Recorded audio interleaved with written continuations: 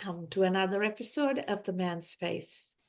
My co host, Coach Kunle, and I are week after week energized and truly honored to forecast, showcase, and depict men from different parts of the world, from different parts of life, from different perspectives, sharing who they are, what makes them who they are, and what are some of the challenges they face and how we as men and women who are two parts of the same society can come together to create a safe place and space for men.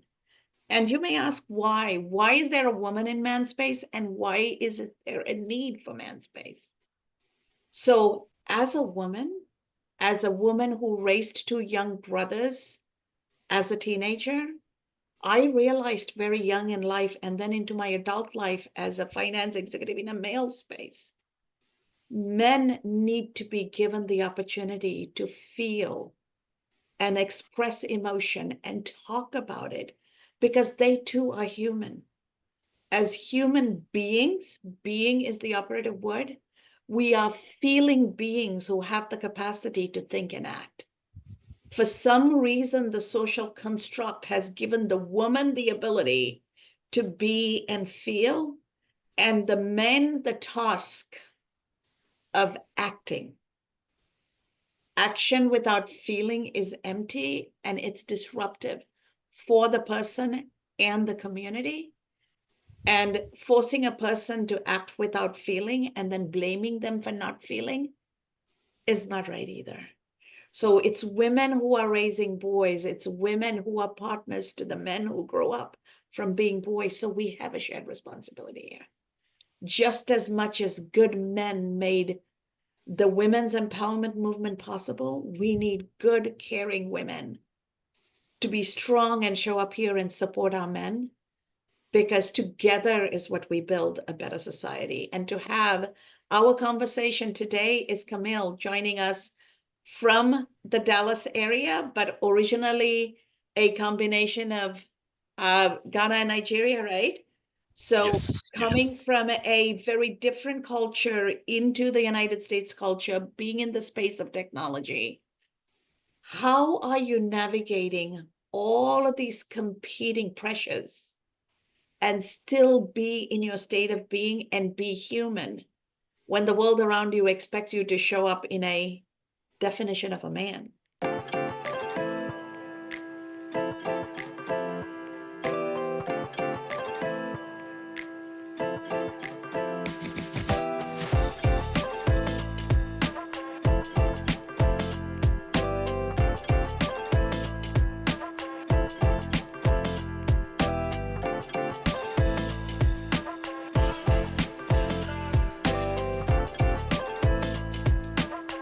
Yeah. Thank you, Dr. Kaz and Coach Kole for having me today. I appreciate the opportunity to come on this wonderful platform. So yes, for me and just like for every other man, right? Being a Nigerian Ghanaian relocating to America and is a different culture shock for me. You know how it is with relocation, especially for men. You're leaving a lot of things that you may have achieved back and coming to start. In most cases, you're starting all over again. Um, it was a lot of pressure. And at that point in time, of course, I've not gained most of the experience that I have now. So I grew up with a family of five. So I have two brothers. We're all boys, right? And my mom was, of course, Ghanaian mom, very tough on us.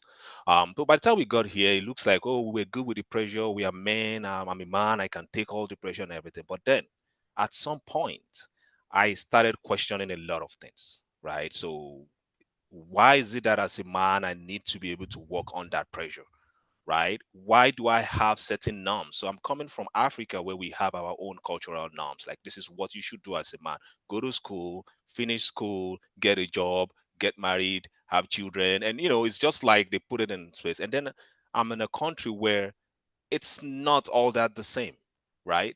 So I have to follow through with those norms that are coming from where I'm coming from, and I'm learning a new culture, right? And guess what? I didn't come during my teenage. So I came after teenage, and learning a new culture at that point in time was just different. So that kind of doubled the pressure that I have to work on, right? And of course, coming over here, you must have lost some time in, what you've planned to do. I had to take a step back at some point because it was getting too much, right? I couldn't fit in with the fact that I was trying to move faster than I should. And then at that point in time, I started doing some digging, right? Trying to understand how I feel about different things. Anxiety was the number one that was setting in. And then working in an organization at that point in time, I was able to get help, right? And then started seeing things. I was asking questions. I work with a professional. I was asking questions. Um, and this professional, this person is a therapist by the side. Not That's not like their full-time job, but they do that at the side. But of course, they know to keep everything confidential and all. And I was having this conversation. I was being introduced to books that I can read that can help me manage these moods, right? The anxiety and the fear and all. And then at that point in time, I started practicing and creating my own, setting my own realistic expectation. I found out that realistic expectation is not just for is relative, right? So, Dr. Kaz, your realistic Mhm. expectation might be different from Coach Kunle's realistic expectation. So that way, I customize my expectation for me as a person, right? With the understanding that I may fail, and failure is not a bad thing. I may get a lot of no, and no is not a bad thing, right? And I got all these skills to be able to Mhm. manage through this mood by learning and working with a professional, right? And that has really gotten Mhm. me to where I am today.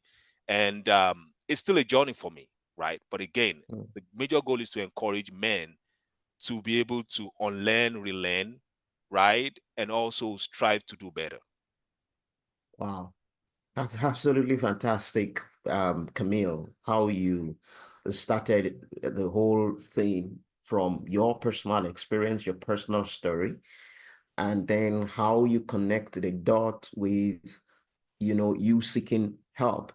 And that is where I just want to ask another question, which is about making oneself available for help. Because a lot of men in the society want to give help, how I'd condition them to, staying without asking for help, just thinking help a termed weakness in one way or the other. And we have a lot of men who have done a whole lot of damage to themselves because of these acts. I want you to talk to all the men who will watch this to make themselves available for help. Not only that, how seeing help or asking for help, how it sign of strength rather than being a sign of weakness, Camille. Sure. So this is what I normally start with. For you to seek help, you have to speak up, right? Speaking up in itself is actually an effective communication, right? And it's important in, building and maintaining all forms of relationships, right? You need to be able to Mhm. speak up. So, Coach Kule, I'm looking at you today. I'm looking at Dr. Kaz. I do not know what is inside you. You need to be able to tell me before I know, right? And without even concentrating on men now, speaking up generally actually helps with like conflict resolution, self-expression, right? And of course, promoting understanding, right? So again, the first step is to speak up. Now the next thing will be like, oh, okay, uh who do I speak up with? Yeah, we will get to that, right? But the most important thing is that knowing and having to understand that speaking up does not make you weak, right? So for men, speaking up also helps with breaking that. There's a certain stereotype about masculinity. There's this stereotype that they say, oh, masculinity discourages emotional expression. But that's just a stereotype, right? Emotional expression for men, it encourages inclusive and supportive behaviors, right? And that's also part of self-expression. So by expressing your feelings and thoughts, it reduces that stress, right? It reduces anxiety and depression, right? And of course, it supports open communication. And open communication has been proven to be healthy over time, right? And how do we encourage these men to speak? Is the thing. We need to have conversation amongst ourselves as men, right? We need to start embracing vulnerability, right? As a man, It is okay to show emotions. I have a colleague that keeps saying it's okay not to be okay, right? It's okay to show emotions as a man, right? Admit when you're struggling, right? Now, going back to who to open up with, yeah, of course, opening up to trusted friends and family members can help reduce that burden, right? And being a part of a community, right? Community of men or even like minds, men and women that they encourage embracing vulnerability. It's very, very important, right? Whereby you can go in there, have that conversation. It could be virtual, it could be like a physical community where you guys meet on a certain time, right? Or joining a platform where you know that you can always go get material or get help, right? So having been moving around or surrounding yourself with such community and such great people could help, right? Another thing that I normally push, and I think for men has always been difficult to push, is to seek that professional help, right? It's very, very difficult getting men to get to that extent. I have my own strategy that I use, right? I've had conversation with men over time, and it looks like they feel that vulnerability, right? They feel insecure or vulnerable talking to someone they do not know, right, about their lives. Okay, so I told them, well, if you don't want to get into speaking to a professional or getting therapy immediately, there are some books that come up. They are like journals, right? They will tell you, you can read them in the morning before you go. They have some words of affirmation. They can tell you how you feel. You can write how you feel about it, and those books can help you, right? And in my experience, and the few people that I have been able to encourage to start with that book, when they are done, it takes months. For some it takes weeks. They are very comfortable with seeking help, right? So that piece too is also very important for men, right? And then of course, like I mentioned earlier, for men, we also need to set realistic expectation while we are speaking up. So I cannot say, because myself, say for example, myself and Coach Kole finished school at the same time. Oh, he's a man. He got a job, he's married, he has 2 kids, and I'm still trying to struggle to find job. Well, our expectations should be different. Our life is going to be different. And like Dr. Cass said when she was doing the introduction, right? For men, we expect them to live a life in a certain way. So they've lived that life for say 21 years of their life, from when they were kids up until when they graduated college. Now they know that they are in the real world, and they know that life is not just sequential. Things could go in different ways. And at that point in time, men ask a lot of questions, right? And this is where all what I've said, being able to embrace vulnerability, speaking up, and of course, seeking a professional help is something that we need to start making sure young men, right? Middle-aged men, and of course, even the older ones, the seniors, need to start encouraging these things, right? And if we do that, women not only women having a better world, right? A better world for a man is a better world for a woman, right? And we are, whether we like it or not, right? Like Dr. Carr said, we are two sides of the same coin. And if you roll that coin, those two sides will roll together. And that's how it is. Right. So that's kind of my strategy with this, and working with people around me and trying to spread that message to other men out there. I love the notion that men need to be comfortable in asking for help. And the fear of asking for help comes from the way boys are raised, saying, if you're a real man, you can figure this out. If you're a real man, you can do this on your own, right? But the reality is, as humans, none of us come into this world alone. None of us leave this world alone, right? Even when people tell me, hey, I came into this world alone, I'm like, no, your mommy carried you for 9.5 months and she had to push like hell to get you out. And it took doctors and nurses and midwives to clean you and get you to cry so that you could breathe. Yeah. Right? So none of us come into this world alone. And when our soul leaves this body, it takes 4 people at least to carry you to the gravesite, right? Yep. Or cremation site, whichever. We don't come alone. We don't go alone. We In don't. between, we have to figure out a way to live together. And asking is not a bad thing. As children, we know this. As babies, we know when we cry, we get what we want. Somewhere by the time we reach 5 and 6, the gender norms are set. It's in our schooling. And before the show, we were talking about Montessori schooling. I Yeah. see the power of Montessori schooling because it takes away those taboos and gives you experiential learning as a human. I grew up in that culture. Talk to me about how you are raising your children differently than how you were raised because you see the value in being different. It's not that right or wrong. Hmm. Your Hmm. mom and dad raised you the way they best knew how. Yeah. You've seen more of the world, you're doing it differently. Yes. Yeah. So the way I was raised is a lot different from how I raised my daughter. So I have a daughter, a 4 year old at this point, right? And again, like I said earlier, right, we're three boys. That's how we grew up. So my mom was very tough on us, right? And at that point in time, that was how good they knew how to do stuff. But I will try to just speak to my own personally, right? So growing up, like you said, kids would ask for something, kids would cry. I remember the fact that I heard this a lot. You will be a man. Stop crying so much, right? When I need something, I cry to the extent that I would not be able to explain or express myself, right?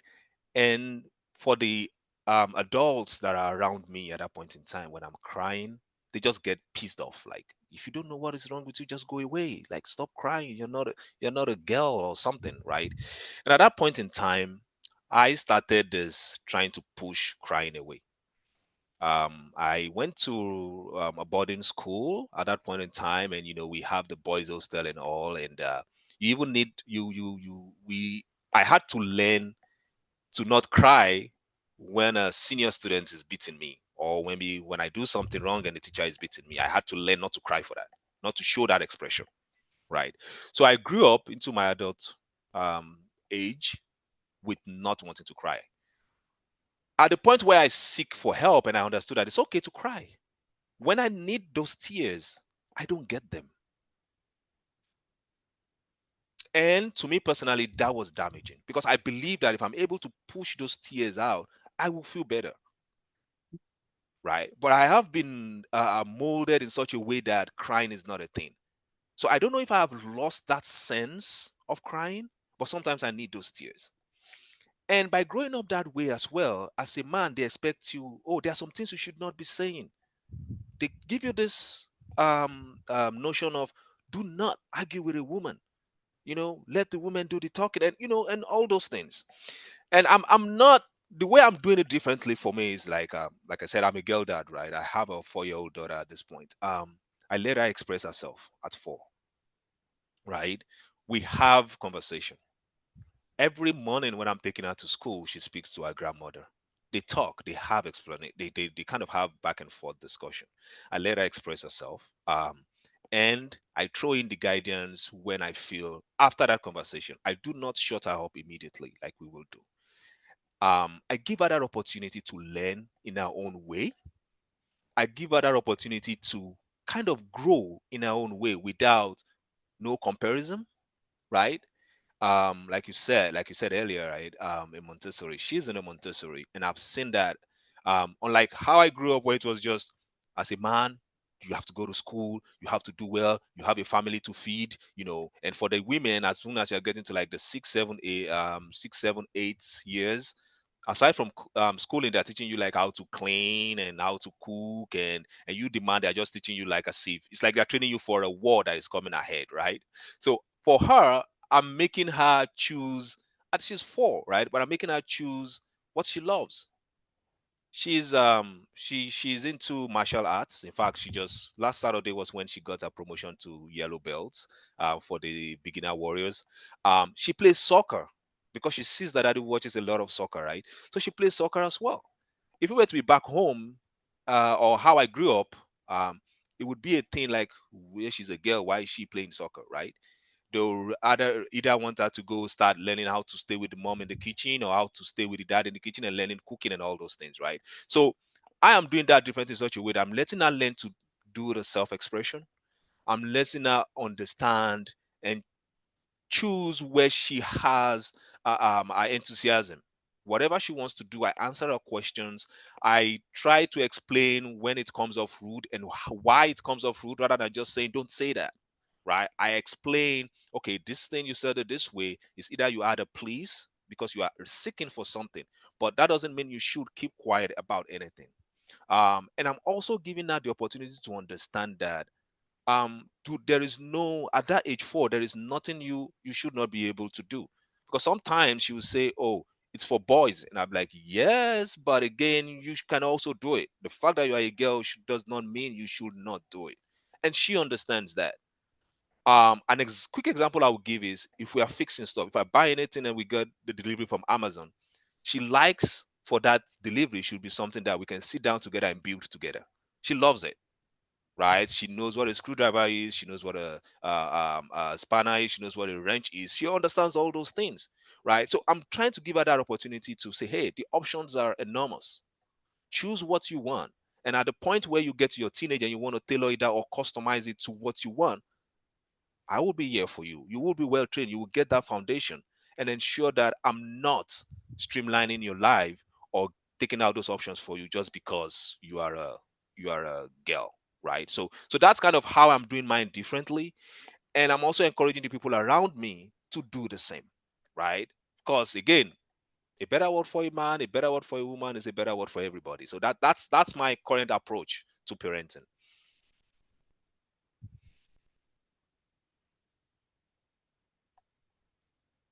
Beautiful. I love what you're doing Wow. differently because you're Wow. going Thank you to so much, raise Camille. a wise girl, a wise, capable girl. Go ahead, Coach Finlay. Thank you so much. Absolutely insightful how you've allowed who you are find expression, and then you also allow your girl child find our own expression. And I think the message there is just do you and let other people do who they are, not trying to force who we are on other people. And then also trying as much as possible to connect with ourselves in order to bring out the best in ourselves, which you have explicitly put right in your talk. I want you to talk to us on how creating a community, which you mentioned earlier on, of people now who are like-minded in this, in order to build a bigger society, who are aware of this particular advocacy that you are creating, men who can speak up, men who can also share and care without the fear of being judged. And most importantly, because I've been to your community a couple of times, involving and engaging women, because I saw a whole lot of, insightful women come up to speak, even in a group where it's called Men's Diary. People like Seyonce, Amanda, you understand. So I want you to speak to us how we can do all these things together. Just like we say that a bird cannot fly with just one wing, it needs the two to fly together. Talk to us, Camille.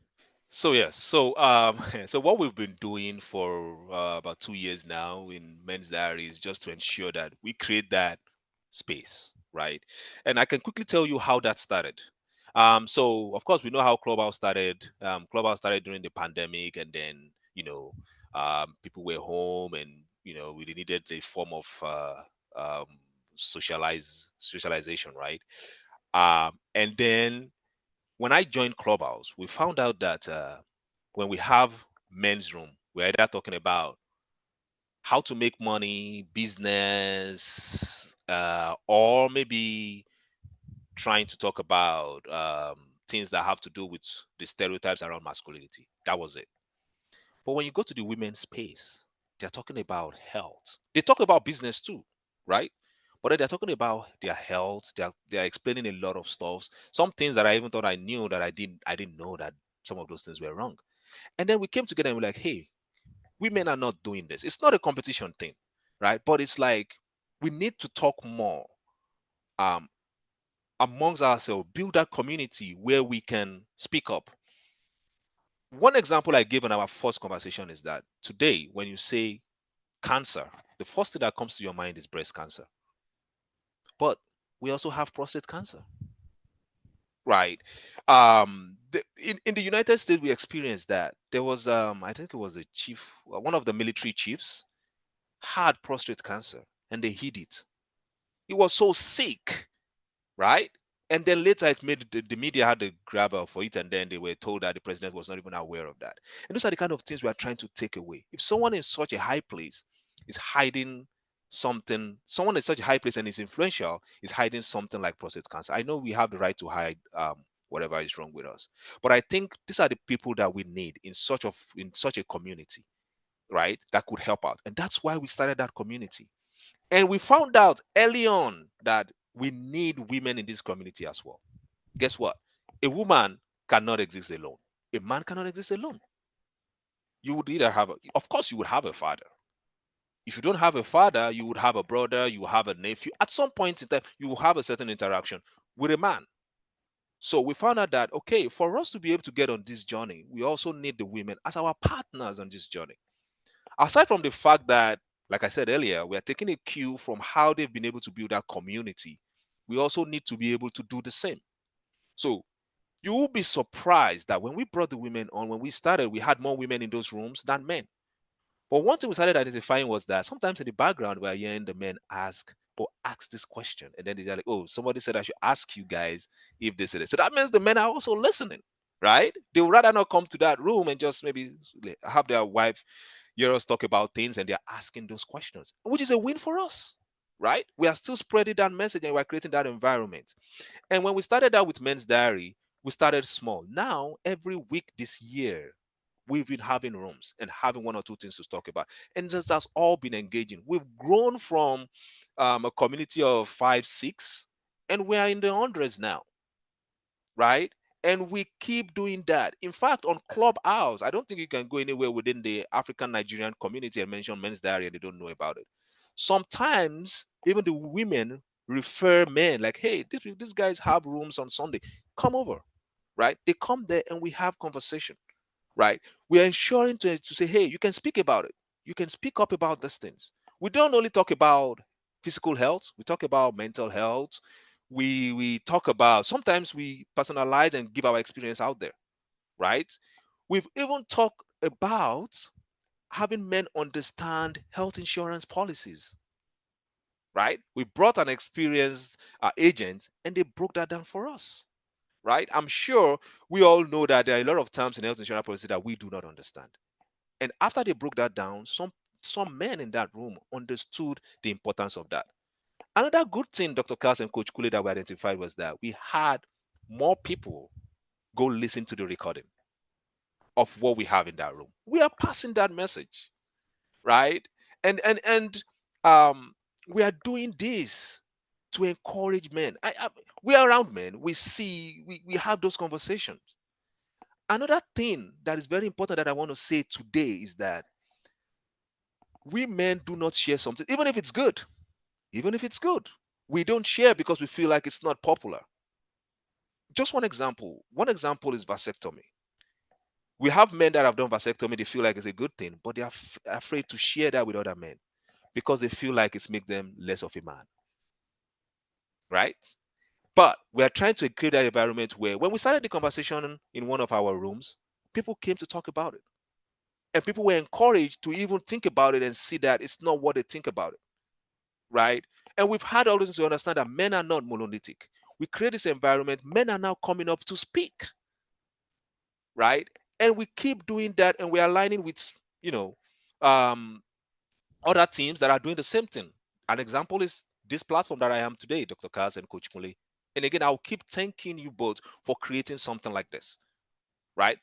It's a journey, and we need to continue building this community around that journey to ensure that we men break those stereotypes and build a better future for the men coming behind us, and even the ones that already hold, to understand that, hey, you can also be you can influence the younger ones to live better. Our major goal is what? For men to have a healthy lifestyle and age successfully. Healthy lifestyle is not just physical health, mental health as well. And knowing all that is going to help us have a better world tomorrow. Absolutely well said. Thank you so much, Camille. And what you're saying is germane to where life is today. When men can speak up and men have their voice, then their energy is channeled into problem solving. Otherwise, it builds up and erupts like a volcano and then turns into violence. And it's almost like you pump water, but you don't turn on the faucet. The pipes are going to burst, right? How do we create an environment where men understand they're human and women give them that human space? And as human beings, we understand men and women are functioning and wired a little different. But that's what makes it fun. Imagine there were no women or there were no men in the world. Life would be boring, right? Who would get half my jokes, right? So this is a beautiful thing. I love the community we're building, and thank you so much, Camille, for coming here, talking to us about the impact you're making. And we would love to continue to have this beyond this episode.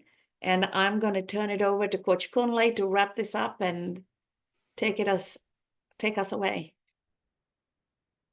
Thank you so much, Dr. Kaz. Just before we let Kamil go, I want Kamil to just let us know how we can connect with him on different platforms briefly. Again, thanks, Coach Kule and Dr. Kaz. So I am on our platform. We have a platform that we created. You can join on the Clubhouse. It's called the Men's Diary. I'm on there. We have a room every Sunday. And of course, I'm on Instagram. My my handle on Instagram, I think Dr. Kule might be sharing that after this. You can connect on me there. I'm on X. I'm actively on X as well. But our platform, which is where I would really want us to be able to connect, would be the at Enthusiast Express on Instagram. We share every business day. We share healthy tips for men, right? So please follow on. Every day you would see something that would help. We also have a platform we built where we have um, products and things that would help to ensure that men have live a better lifestyle, and things that are encouraging. There are articles on there written by certified people in specific fields that would be able to help men out. My Instagram page is Sarah Mills, and I'm sure I will share that with um, Coach Kunle and Dr. Kass at the end of this conversation, so that you can actually put it out there. And please, you can connect with me on Instagram. Funny enough, I have more conversation on Instagram with men that really want to be a part of this journey. So I will put that out there for you. So please, I would share that. You can add that to this after this, or maybe put that in the comment section for people to be able to reach out to us. All that information will be there. And again, I'm happy to be a part of this today. Thank you so much, right? And I'm happy to be connected to you. Both are great people. Thank you.